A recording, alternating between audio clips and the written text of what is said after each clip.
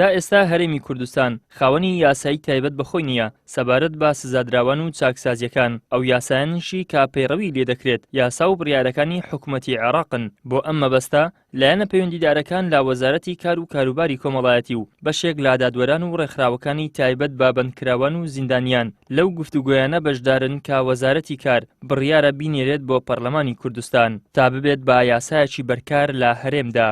سەرپەرشتیاری کۆبنەوەکان دەڵێت ماوەیەکە وەزارەتی کاروباری کۆمەڵایەتی لە هەوڵی ئەوەداین یاسایەکی پێشکەوتومان هەبێت لابارەی بەندکراوانەوە ئێستاش لە ئامادەکاری داین. ئێمە وەک وەزارەتی کاروباری کۆمەڵایەتی دەمێکە لە هەوڵی ئەوەی داین یاسایەکی مۆدرنمان هەبی لە بۆ ئیدارەدان و بەڕێوەبردننی کاروباری سزادراوان.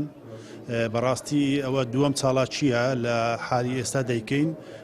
چاڵاکی یەکەممان هەموو ستافی چاکسازەکانمان کۆکردەوانەی کە شارەزان لەو بوارە ئێستا هەوڵماندا بەڕێزان لە دەسەڵاتی یاسادانان و دەسەڵاتی دادوەری و بەشێکیش لە حکوومەت ئەوانەی معنینە و هەندێک لە منەظەماتی UN وەریان ڕێیان وەربگرین بزانین چۆن بتوانین هاوکارمان دەبن لە ئامادەکردنی ڕەشنووسی یاسای چاکسازی سزادراوان کە بە شێوازێک بیتن بەڕاستی مۆدرن بیتن بتوانین لەگە ئەو قۆناغێکی ئەمە تێداینە هاوشامبی لەگەر جێبەجێکردنی یاسا نێودەوڵەتیەکان.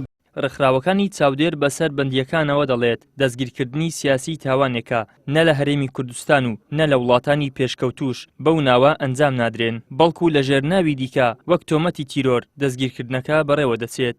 بڕیاری دەستگیرکردنی سیاسی ئەوە بۆ خۆی وەکو تێرم وەکو مستەڵاح لە قوانینەکانی ئێمە و لە قانونی هەتا دەولیش شتێکی مەرفوزە. تۆ لەبەر هۆی سیاسی بگیرێ ئەوە بۆ خۆی تاوانە. اینجا ئێمە لەوە زیرەکترن کە بە ناوەزەندی تۆمەتی سیاسی خەڵک بگیرێ.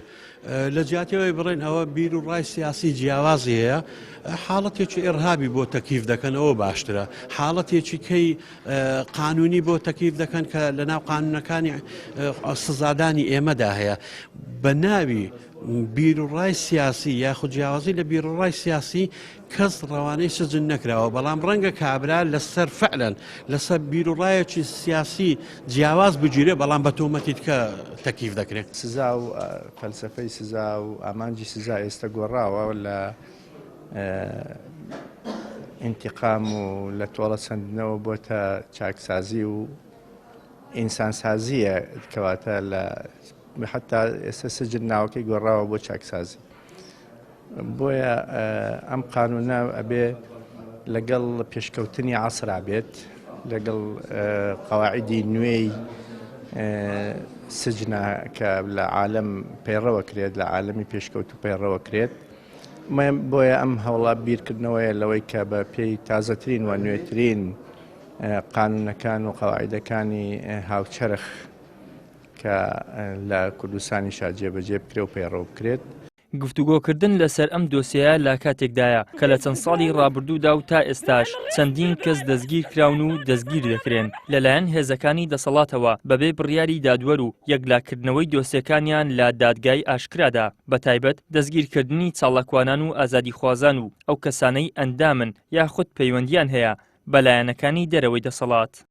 ئیدریس محەممەد، کەناڵی ئاسمانی پەیام، هەولێر.